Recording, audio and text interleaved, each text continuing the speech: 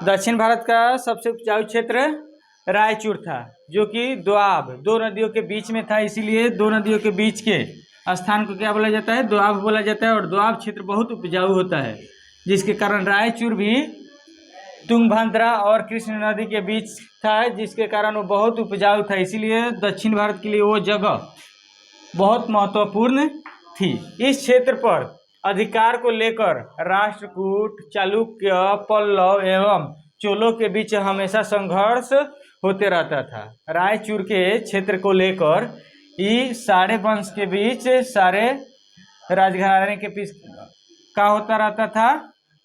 संघर्ष होते रहता था। मध्यकाल में एक बार फिर से रायचूर दोआब के क्षेत्रों को लेकर विजयनगर और बहमनी साम्राज्य के बीच संघर्ष चला।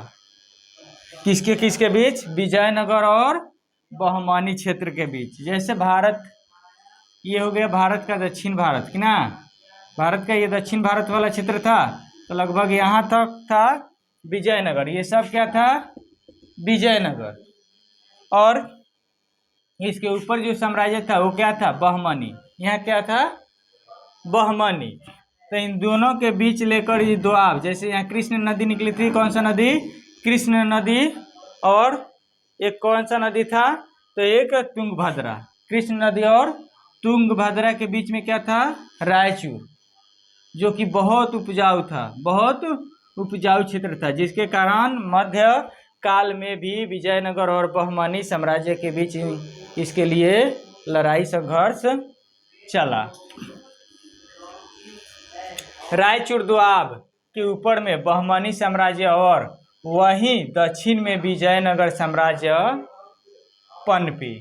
रायचूर दोआब के ऊपर उत्तर, जैसे ये हो गया दक्षिण भारत का हिस्सा, यहाँ था रायचूर। क्या था?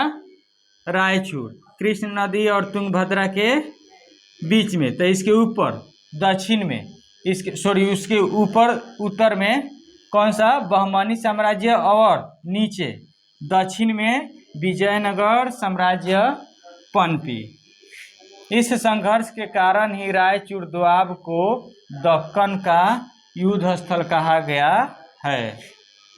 जब इन दोनों के बीच बहमनी साम्राज्य और विजयनगर के बीच संघर्ष हुआ इसके लिए, तो इस संघर्ष के कारण ही रायचूर दोआब को क्या बोला गया? दक्कन का युद्ध स्थल बोला गया। दोनों के बीच संघर्ष काहेला हुआ? काहे कि ये बहुत उपजाऊ क्षेत्र था, और किसी भी साम्राज्य को चलाने के लिए अन्न पानी की जरूरत होती है, तो उपजाऊ क्षेत्र खोजेगा। इसी कारण से यहाँ इसके लिए दोनों के बीच संघर्ष चला, जिसके कारण इसे क्या बोला गया? दक्कन का युद्ध स्थल बोला गया। विजयनगर साम्राज्य के बारे में अब थोड़ी